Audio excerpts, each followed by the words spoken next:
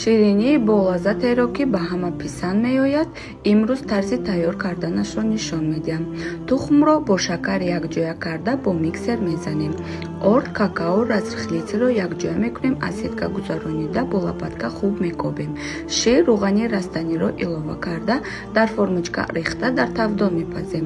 акнун барои бизи сафеди тухмро бо шакар хуб мезанем то шакар об шудан дар листу нук карда дар тавдон мепазем. барои ганаш сливки, шоколадро якҷоя карда об мекунем, дар яхдон гузошта то 2 соат. акнун барои крем сливочное маслоро бо скушони молокои якҷоя карда бо миксер хуб мезанем. бисквитаморо хунук карда ба 2 қисм ҷудо мекунем. қисми аввалашро кремро молида аз болаш бодомро майда мекунему мегузорем.